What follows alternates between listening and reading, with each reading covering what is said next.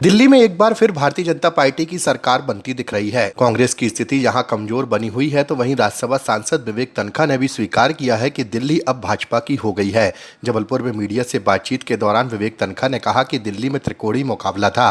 किसका कितना vote share रहा है, यह अंतिम परिणाम के बाद ही स्पष्ट होगा। उन्होंने कहा कि जनता ही तय करती है कि किसे चुनना है और किसे नहीं। राज्यसभा सांसद ने चुनाव प्रक्रिया पर सवाल उठाते हुए कहा कि दिल्ली चुनाव को लेकर कई प्रश्न खड़े हुए हैं। चुनाव आयोग की भूमिका पर भी सवाल उठे हैं, क्योंकि आयोग ने केवल मतदान प्रतिशत ही जारी किया, लेकिन विस्तृत आंकड़े नहीं दिए। इससे लेकर राजनीतिक दलों में नाराजगी रही है।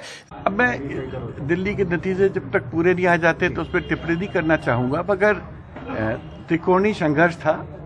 अब किसका वोट शेयर कितना है ये तो अंत में पता चलेगा, और रेस्ट तो ये जनता है।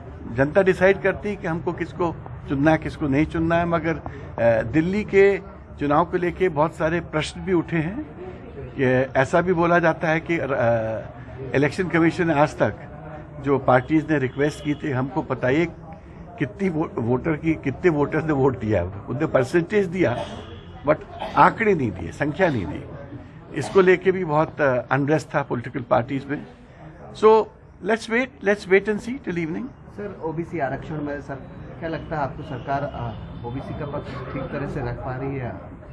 देखिए, मैं अभी ओबीसी का जो एसोसिएशन है, रामेश्वर ठाकुर वगैरह ने मुझे मैसेज किया था और मैंने उनको बुलाया भी है कि आओ मेरे से डिस्कस करो कि हम आपकी किस तरह से मदद कर सकते हैं। तो लेट मी सी कि सुप्रीम कोर्ट ने इस मामले में क्या ऑर्डर्स किए हैं, हाई कोर्ट ने क्या ऑर्डर्स किए हैं, कौन से ऑर्डर्स विकेट हुए हैं। जब तक ये एक न्यायिक प्रक्रिया है, इसमें बिना फुली इन्फॉर्म हुए मुझे कोई कमेंट नहीं करना चाहिए, क्योंकि बीच बीच में मैं इन केसेस में अपेयर होता था but on a daily basis नहीं होता था।